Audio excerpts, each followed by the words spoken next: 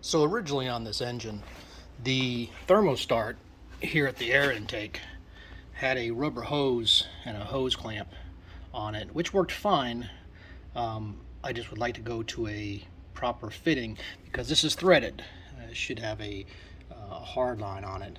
What they had done was run a hose to a small reservoir and then just filled that periodically with enough diesel to start a dozen times or so. It really doesn't take that much. So this worked fine for them, but I just don't like the setup. Besides, I took the bracket off that was holding it up and put other brackets on for a relay, specifically for the thermostat, as well as a relay, I think, for my starter solenoid if I need it. I don't have that far of a run from the key, so I doubt I'll have much voltage drop, but if I need it, it's there, or if this one fails, I can always just move it up. So taking that bracket off means all this comes off too. And what I'll do here is I'll remove the return rail line that runs to the fuel filter,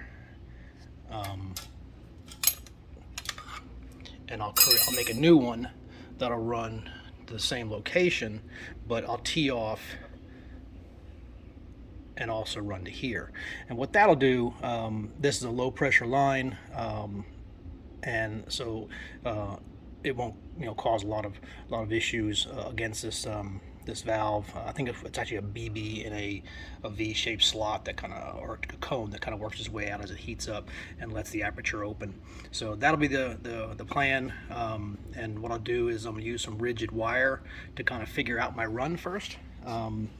I've heard that was a way a lot of people do it, so there's some good rigid wire, and I can just bend it to the shape I need and then use those as my template for bending some new nickel Cupron fuel line. All right. So this is roughly what I'll end up with. I will come out of the return line, come across, then down, and into my fuel filter. I will probably push this back another half an inch or so just to make sure there's good clearance from this point. I don't want it rubbing on anything. I'll tee off somewhere in here and work down behind the air intake. So again, there's a space here, and I want to make sure I'm kind of dividing that so it's not rubbing on anything. I may even pass the line through an old fuel hose just to give it some chafe protection. And then lastly, up front, do a not a full 180, but turn this way. The other option, of course, would be to come across the front here and try to follow along this way. That's just I've got my lift pump and other things that I don't want to get in the way of. Also, the more tucked away I can keep it, the less chance of it getting hung up on something, especially when I still have to lift this engine into the boat.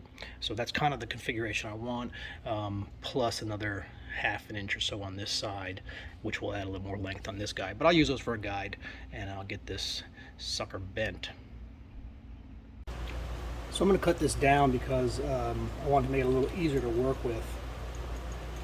This is my first piece that comes out of the injectors and then transverses the engine and then makes it right angle down. And right there is where I'll stick my T. So this is the first piece I want to cut, but I don't want to cut it shy. So I'll say I need about that much, that much, that much. I'm going to add a couple inches just so I don't end up short.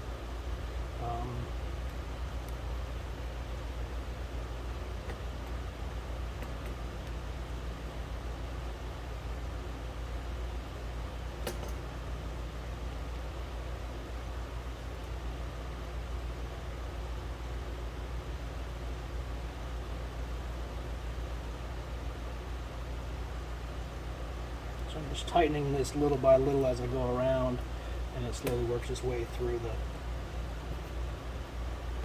the line until it cuts it off. There we are. Bend that a little bit, but I'll keep that straight. So there's my piece. See, it's also crushed the interior, so I'm going to hit that real quick with the edge of a razor blade because I don't have a deburring tool small enough for that.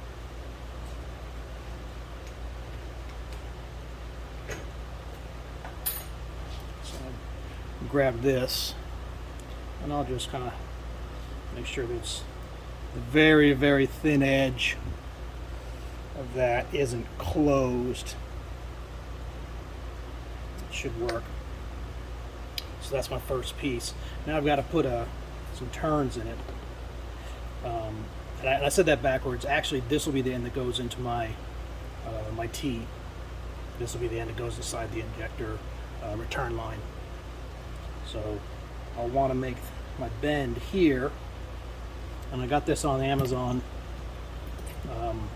There are a lot of them out there. You may already have one. What this one does, though, I chose this one mainly because it does a full 180 degrees, because my last angle that goes into my flamethrower is actually greater than 90 degrees, and I didn't want to end up short or having to bend it by hand anymore. So first we're going to do is we're going to go ahead and get hopefully this bend done, which is going to be very tight. So we'll get it inside here, put it to about there, because that's where my, well, I guess I'm going to have to go to here, so as small as I can go, and have it supported. So let's go ahead and do that, get that bend started. I may have to adjust actually on the engine, but so get it here inside the grooves. Those grooves keep it from crushing. You want to pick your size, and as it comes around, it gently makes the bend without causing a lot of damage. So now at this point, I'm glad I gave myself the extra 2 inches, because it's going to have to be a lot longer than I wanted at first. And on this one, we'll start bending approximately here, and that'll be turning this way. So this will be down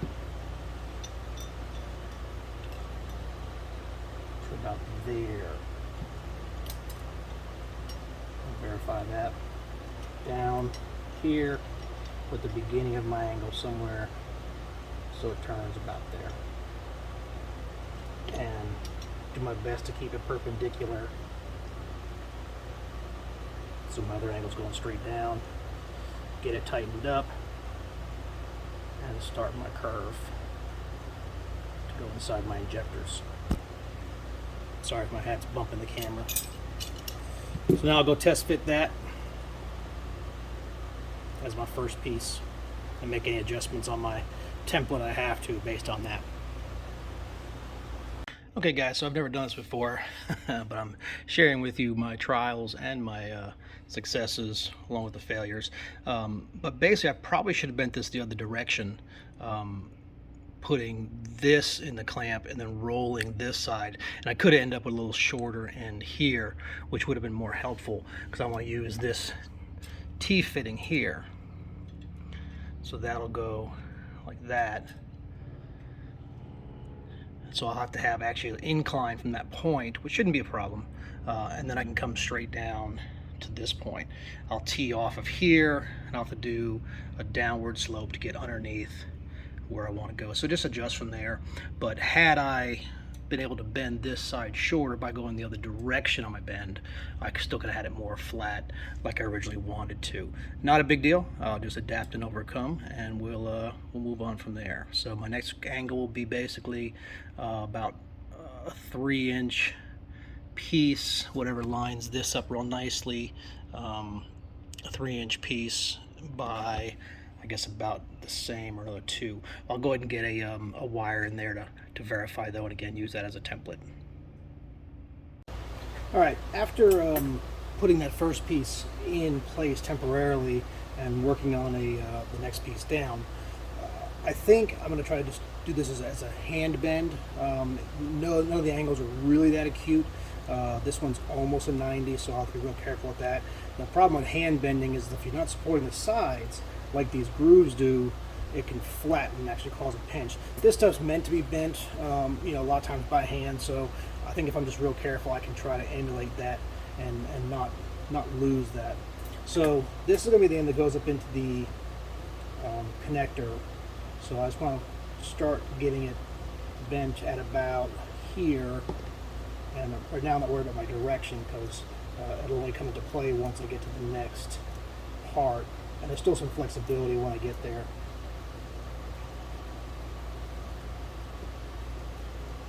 So not perfect, but I'm getting there. Basically, I just need to end up at this point here. So we'll go ahead and go a little further.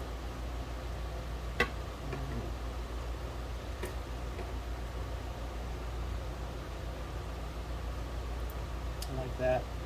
And then I'll see if I can do a right angle on here, maybe with the bender, now that I've got it in place. So this is where the right angle should start. It should end. Which piece am I looking at? Here? I don't want to get my angles mixed up. So that's my top piece. So it looks like I need to end my angle somewhere in this area. Sorry, I'm just one of those measure twice, bend once, right? Alright, so I need to bend that direction. So I'm going to try to deflect it away from me, kind of like that. And I think that'll get me to about where I need to be. No, that won't. That'll be just the opposite of where I need to be. That's right. Yeah, that won't be where I need to be. So I need to have it this way, actually, don't I?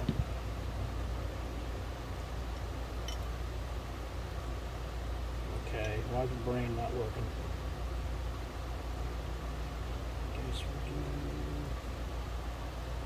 Come from this side.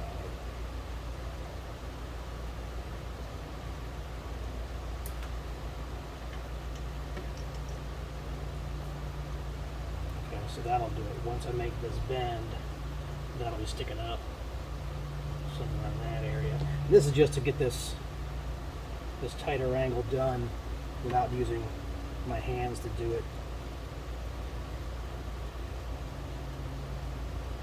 Let's just see how she goes, and then we'll test fire, and we'll go from there. Before I cut it or anything, I want to go ahead and try a test fit, and then I'll cut it to length if I need it. And that should get me somewhere near where I need to be down here. We'll see. Be back. All right, so after that last bend of the small piece, wasn't perfect, wasn't exactly where I wanted it. I wanted more of a come across here and then curve up, which would allow this to drop a little lower, because right now it's elevated. That would be roughly level going across the engine, so I'm about 1 inch high. So there is an incline coming from the return rail, which I'm not really that concerned about. Again, there is still pressure there, so it's not real high. And then now I'll need to come from this point across to, I'm sorry, this point across and then to here. So I'm gonna go ahead and just temporarily tape this in for positioning, and then get my my wire to template the next piece. So I've got my template up. This is going to be the most critical point because that's a full turn. So I'll I will bend that one first, because depending on where it ends up after this curve, well, the rest of it will be determined by that. So I may just go ahead and start with a piece, a couple inches longer than this, again, so I can work with it easier. Make this bend, then match that bend with my wire and come back and retemple. But essentially the goal is to come up, not be touching anything, work its way around the vent tube and then into the T. So that's going to be the goal on this piece here. So I'm going to start with this one first, and we'll go from there. So like I said, the first step will be to give me a full turnaround, so we'll see where that ends up. I'm going to make it long, and I'll cut off the excess, but we'll start somewhere around this point. That should easily make it past the 180 mark.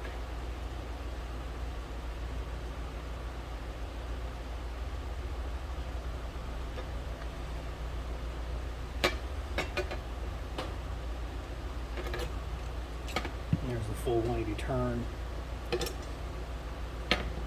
So I'll go ahead and change my template to roughly match that.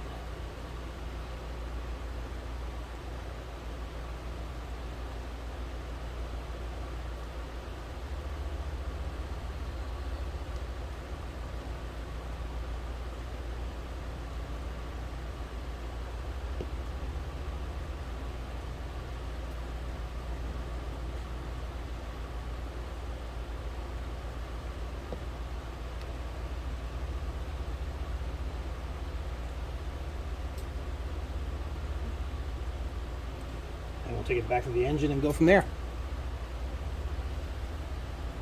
All right, so we're back at the engine. It's not perfect, but here's that curve. And if I lift it a little bit so it's not rubbing on anything, essentially I'd come back, I'd come under here, and then, you know, go in there. And I do like the way that lies overall. Obviously there'll be some tweaking. I will not cut this end until I'm, you know, get all this bend finished properly, because I may need to push a little further this way. I may need to do 2 right angles by the time it's done, rather than doing an angle here. The goal though is just not to have any rub points, and as it stands it's rubbing back there. So I'll need to, you know, just shoot a little wider with the real one. So that's why I want to keep the length on that side full. And back to the bender. So here we are back to the bender. And looks like I'll have to open this one up a bit. It's no problem. You kind of just do that by hand pretty easily. Sorry if my hat's getting in the way. I'm just going to spin that around.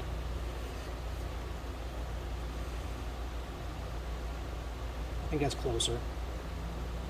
It looks like we need a bend here. So I'll just do that by hand.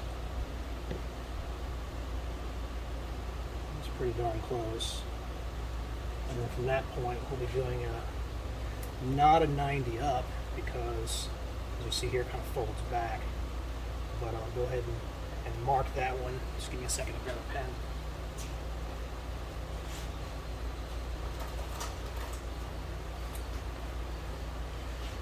So it looks like we'll want our bend to end here or thereabouts, so that it's, you know, ending up on this side of that hose that comes out. And we'll just go ahead and get that bend done. And I think what I'll also do is I'll make a line. This is the angle of the bend, so I don't end up doing a crazy, you know, 45. Have to do a twist after that. So let's go ahead and try that. So we want that to be the end of our 90. Let me get this opened up and get in there. So that'll be the end of our 90 right there. Let's get this guy in there.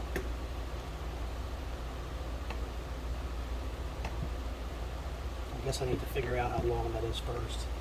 So if that's our point for the end of our 90.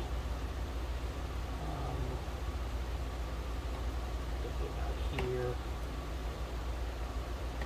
it's approximately that point underneath.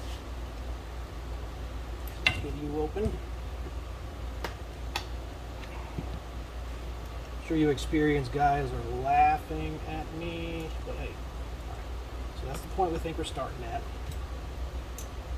Locked in. We want our 90 to end up here, which the line's right there. That's about right.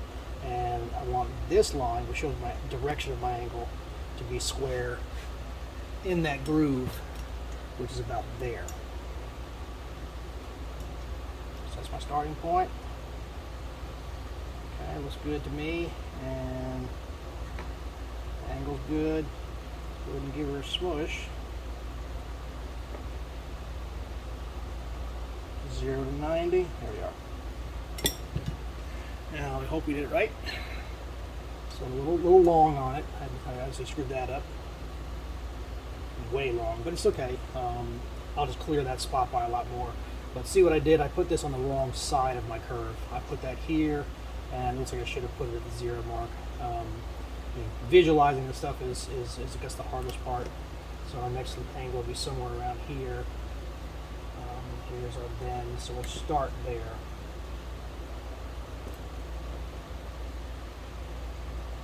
Once again, get this guy fully open. We're going to start our bend here, and our angle's there. Well, that's not going to work. So that would mean I need to do it backwards. So just to keep myself in order, this one needs to go to the left. So that'll be our start instead of our end.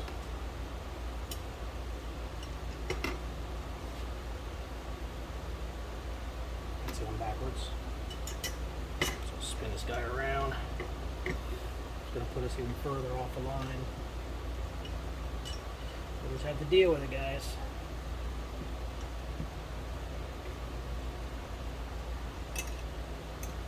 It's going to put me real high.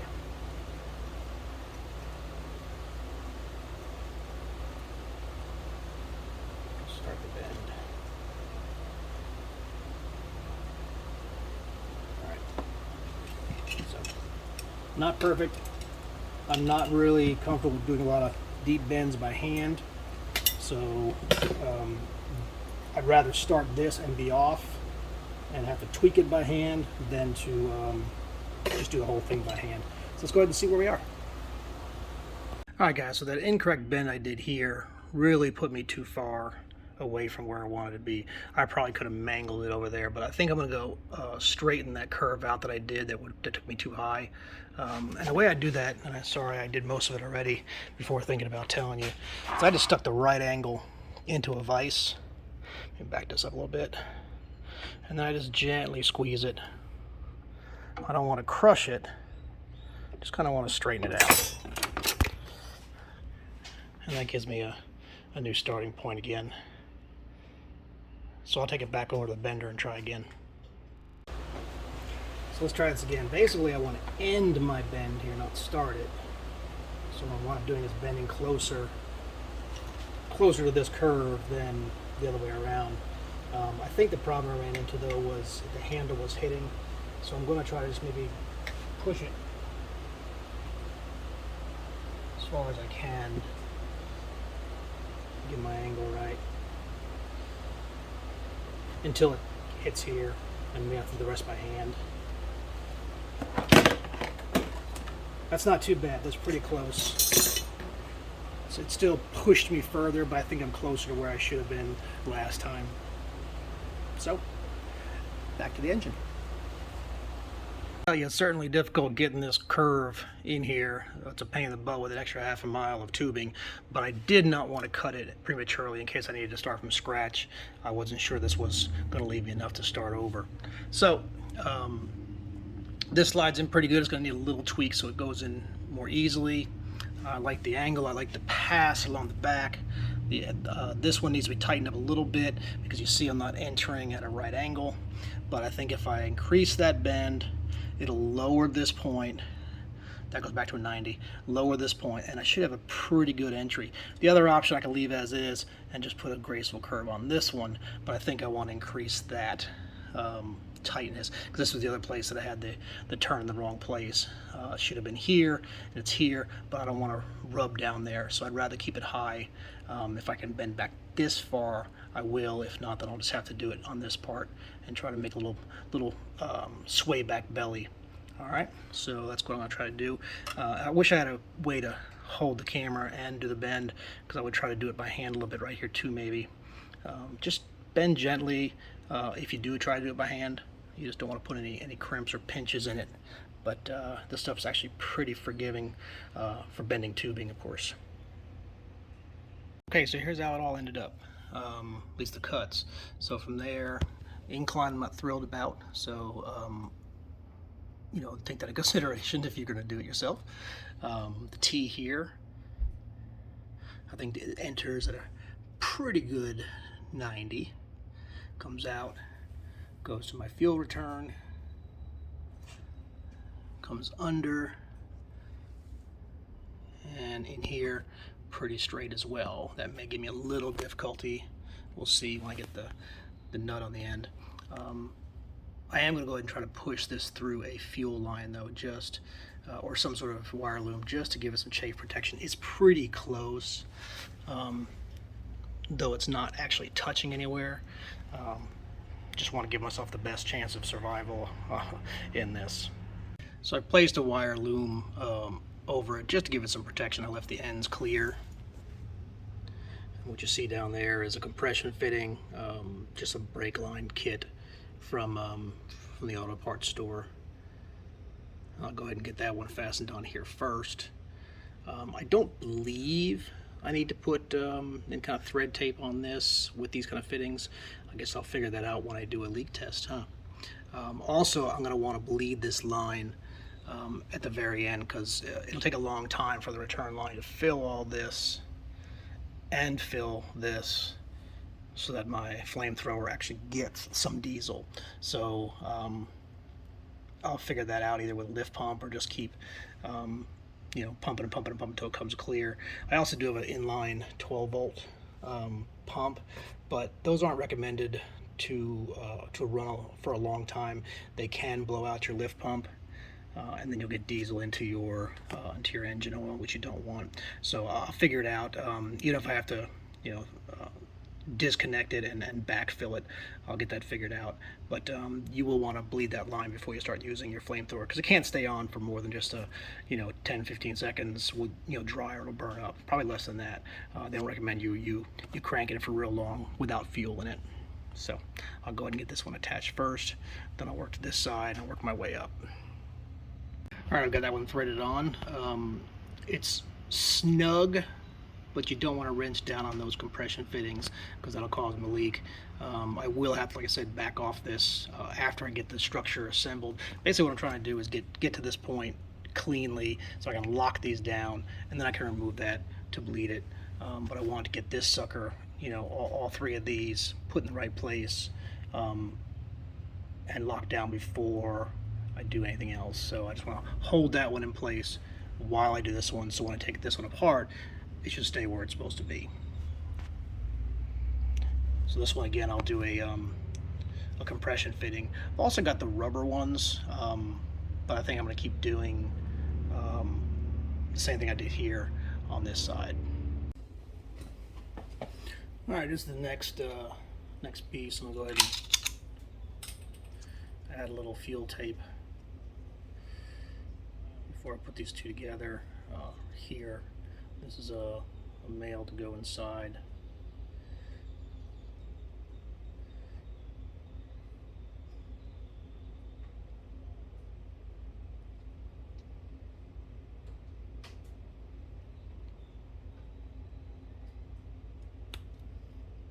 Alright, just put that on backwards, so I hope it won't get all crudted up when I screw it in. Looks pretty good. I have it's probably a 10mm, unfortunately. So let's keep tightening that sucker up for now. And then we put another one of these and a cap on this one. There's also these rubber ones, which you can get also instead of these copper ones that cross your brass. I have a box that came from Parts for Engines when I was doing just a rebuild, so I could use these also, which would create a seal there as well. So either those or these will work.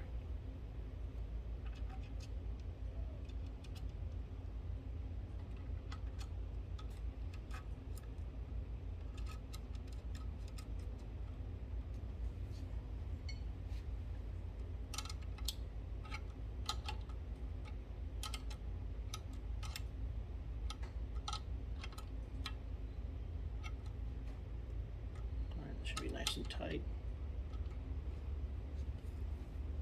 Now all I have left to do is this side here and that side there. I still haven't cut this one. This one's actually really long. It goes probably to the end of this fitting, and I don't want it there because just in case it's bottomed out in here, I don't want to prevent the return flow. So when everything's all said and done and in place, I'll probably remove this one, mark this guy on the outside, and cut it somewhere just within. So I guess let's do this one next. It's probably the most shy one. So I'll tighten this up so we're facing the right direction. Just snug for now, and then we'll get this one in. I'm gonna turn you off while I gather my goodies. Alright, so this little one that I struggled with getting shaped right, clearly I pinched it or something. It looks fine, but it won't slide on easily, so there's got to be a flat point in there. It's close, I can force it. I hit it with a little on a wire wheel that seemed to soften up a little bit so I can get it on. I wouldn't mind if it was a little smoother. But what I may do is, instead of using that crush compressor fitting, I'll go ahead and use one of the rubber ones. So if this is an odd shape, it will help squeeze around it just a little better. The other thing I thought about doing was throwing this in the freezer and then slipping this on very fast when it was smaller, just to get past whatever's catching on it. It's not bad, but it doesn't spin smoothly, because obviously it's not a perfect circle anymore, because I've done some damage to it. I would just rebuild it if it weren't for this fitting. I don't want to sacrifice that one, so I'll just go ahead and make this one work.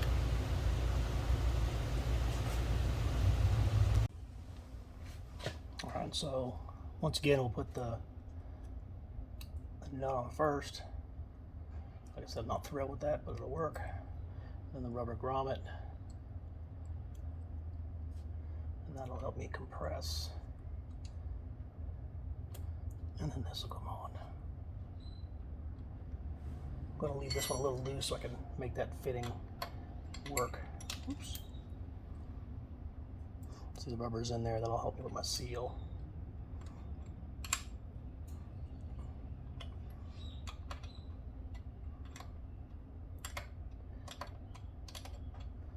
Once that gets going, it'll pull me in.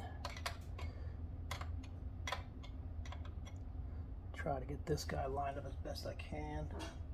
I guess while it's all loose, I can pop it in. It'll bend. So it's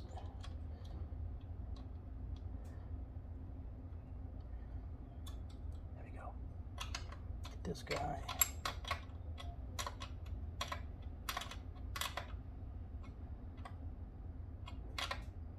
Should be snug. Get this guy. All right. So my last thing to do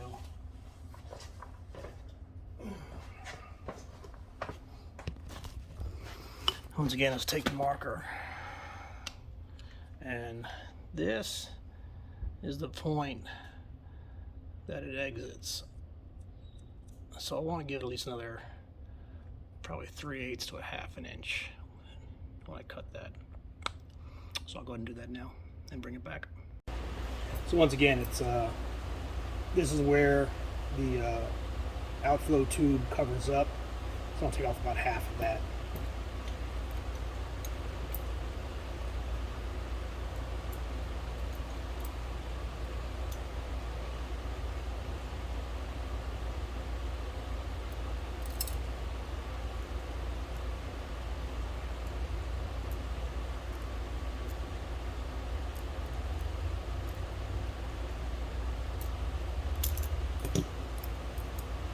Okay.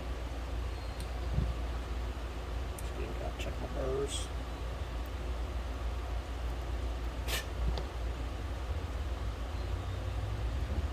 Back the motor. Alright, as you can see, I've opted for rubber on this side too. Put that in. Try to stay out of your way.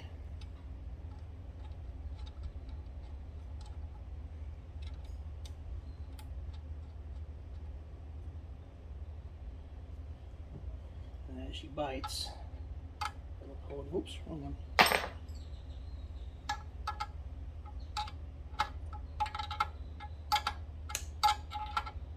Again, don't over tighten these, just kind of snug them down. Think about how hard you have to push on something to stop a little bit of fuel flow. And then down here, this guy will go in too. I'm sure somebody will tell me if I need to tape these or not, and not that difficult to go back and do it. So that one's snug, the one below it's snug. Everything now is tight. Everything now is finished. At least as far as I can before I have to bleed it. So I'll give you a full view here. So what we've done over here, we've taken the old line off. We've placed a rubber grommet in there. Again, it has a name, and I'll try to have that information for you.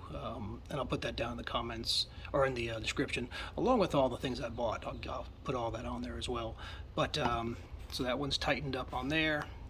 comes across. It does have an incline that I'm not thrilled about, but again, it should not be a problem. It's low pressure, but there is pressure. It's not a passive flow back to your return tank or to your filter. So then it comes down, and there's a T here with the brake line fittings going into the T. This one is a metal fitting, the metal crush washer compression fitting. This is a metal crush washer compression fitting. This is a rubber one, just like up here. And that is the brake line fitting that came. These were actually already on the lines I bought. Actually, a friend of mine grabbed them for me, but they came with it, so I figured I'd use what's there. There's a flare fitting here on the end. This is the other end of the same piece he bought, so there's a flare fitting there. That's why I've got those two done differently. So everything's pretty solid, pretty snug, insulated, or at least protected from any chafe, even though I don't think it's actually touching anywhere of concern. So that's where we are, guys. So before I want to fire it up, like I said, I just want to bleed this line. And what I may do is just take this off so it can run freely, and then disconnect either here or here. And I have a syringe or something. I'll just try to fill this up with diesel, because I really don't want to crank from here all the way to here. Because that would take quite a bit of cranking to get there, I believe. Maybe not, but if I can bleed that line ahead of time, it's just that much better. All right. So again, thanks for hanging out for a while, and any comments, any suggestions, if I didn't do this right, or if this has to have tape on it, let me know. Put it in the comments. Let the guys know. I'm not against any kind of feedback. Again, I've never done this before. I just figured it's not out there yet. I don't see anything out there showing people how to actually install one of these from scratch, and how to feed it, other than with a separate reservoir like I had previously. So this is a starting point, guys. Go ahead and give it a shot. But absolutely, if you know more than I do, which probably 99% of you do, tell me what I've done wrong. Tell everybody else how to do it right. Link to a description of a video, whatever you got to do. I'm not against that at all. So once again, thanks a lot. Please look down below for all the supplies that I bought. If you want links to those, they'll be down there. And I don't know if I'll make more videos as I install this engine, so go ahead and like and subscribe just in case. That way, if I come up with anything else, you can make fun of me or learn from me. All right, thanks, guys.